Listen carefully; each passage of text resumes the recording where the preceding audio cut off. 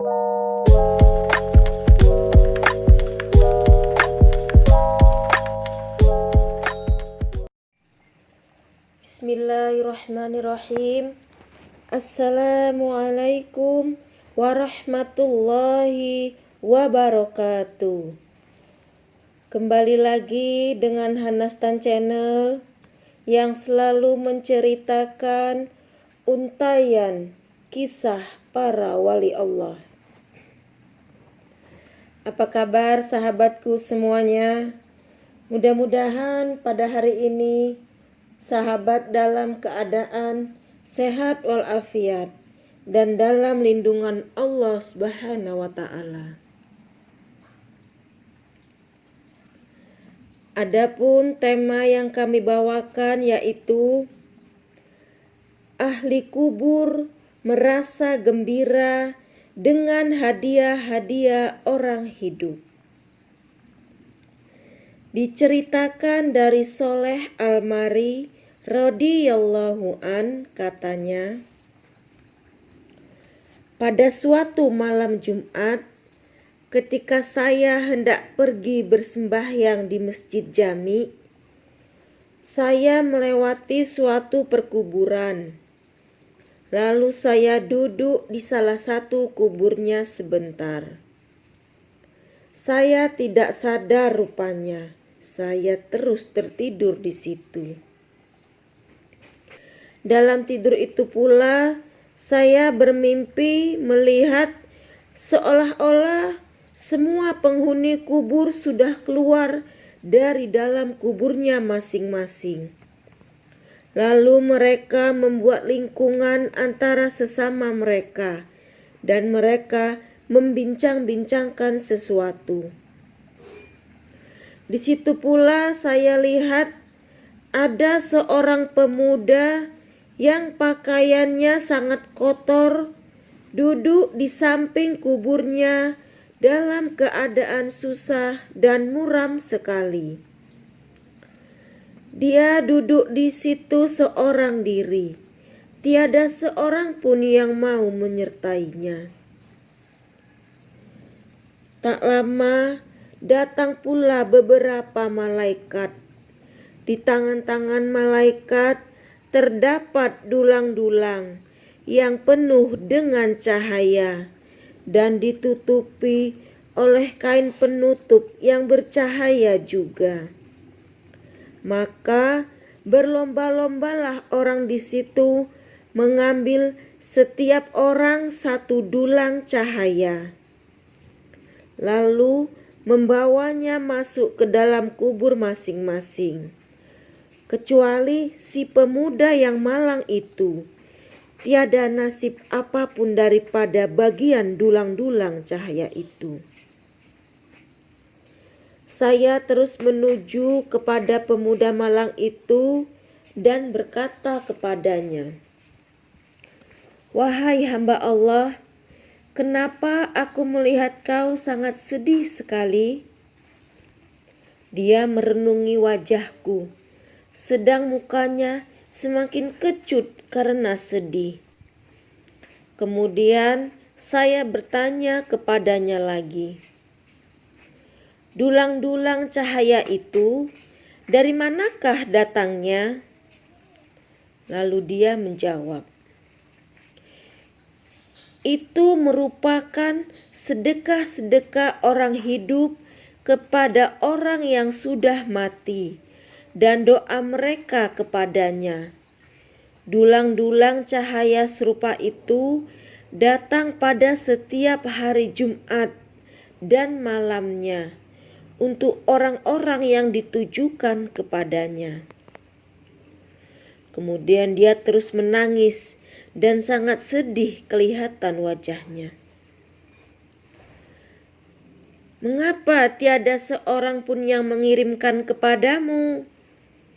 Mendengar pertanyaanku itu, dia bertambah sedih dan semakin kuat tangisannya.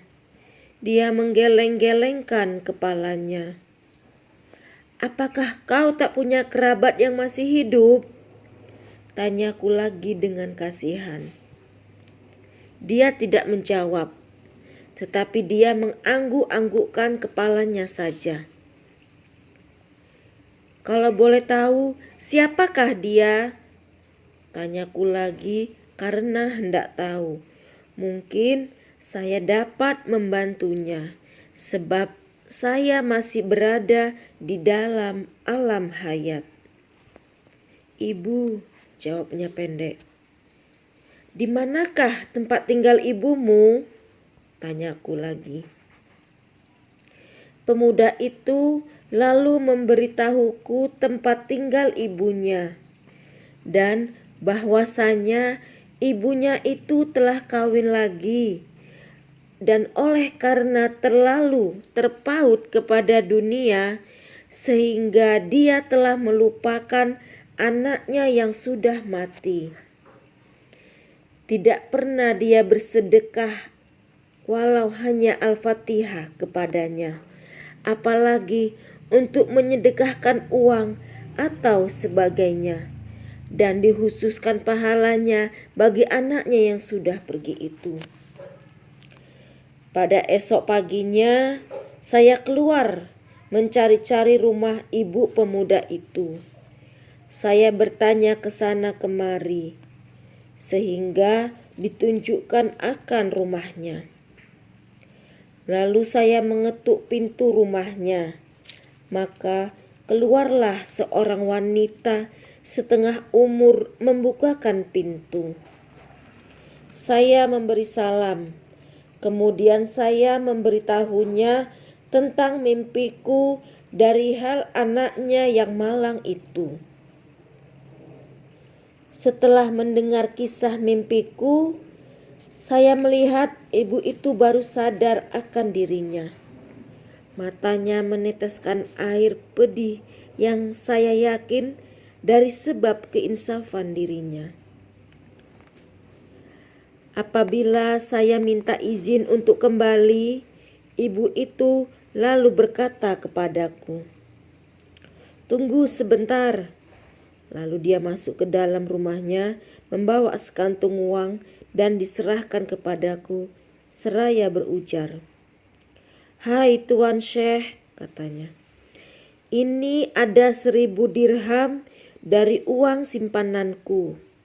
Ambillah ia dan sedekahkanlah kepada orang-orang fakir miskin, supaya pahalanya diberikan Allah kepada anakku dan cahaya mataku." Saya menerima amanat itu dengan perasaan gembira, karena saya kira apa yang telah saya sampaikan dari berita anaknya itu memberi kesan kepada diri ibu itu. Mudah-mudahan Allah akan menerima sedekah itu dengan adanya niat yang baik daripadamu, kataku kepadanya untuk menggembirakannya pula.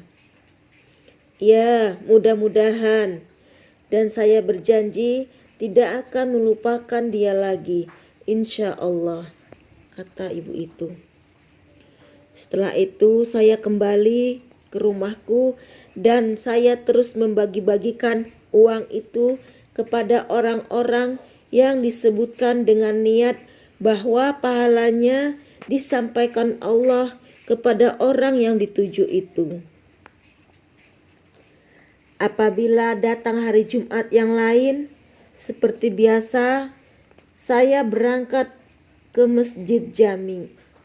Saya melalui perkuburan itu lagi, dan setelah saya menghadiahkan sesuatu untuk para penghuni kubur itu, saya duduk beristirahat di situ.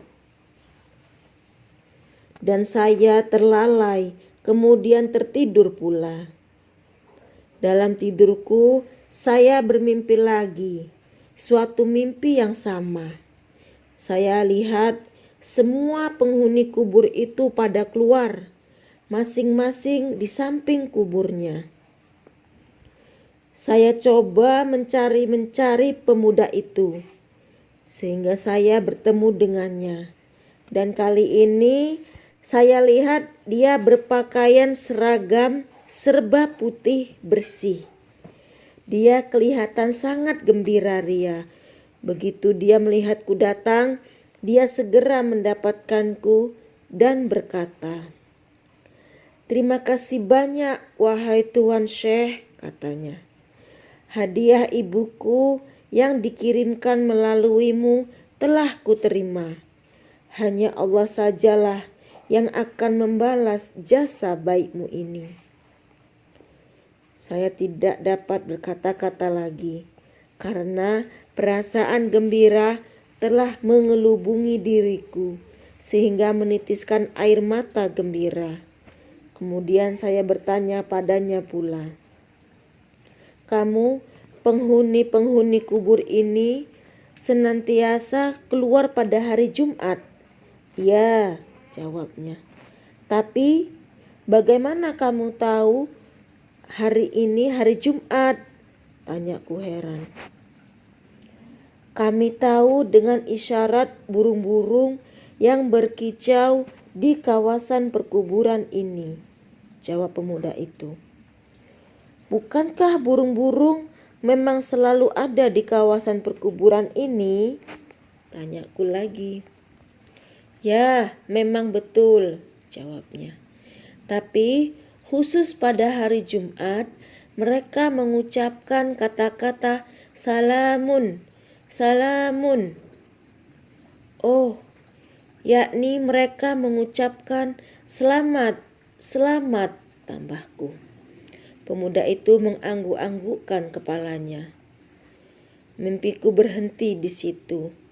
Saya terus sadar dan tersenyum sendiri dari apa yang terjadi pada diriku sesaat tadi. Ya Allah, ya Tuhanku, turunkanlah rahmat-Mu ke atas kami semua dan ampunilah kami dari segala dosa-dosa kami. Amin ya Rabbal Alamin. Demikianlah sahabat kisah kami kali ini. Semoga sahabat semua bisa mengambil hikmahnya dan semoga Allah selalu melimpahkan rahmat-Nya kepada kita. Bagi sahabat yang ingin mendengarkan kisah-kisah wali Allah yang lainnya, jangan lupa tekan tombol like, subscribe, komen, dan selalu aktifkan tombol loncengnya. Bagi sahabat yang selalu mendengar dan menyimak cerita kami ucapkan terima kasih. Semoga hanya Allah sajalah yang membalas kebaikan sahabat semuanya. Billahi taufik wal hidayah. Wassalamualaikum warahmatullahi wabarakatuh.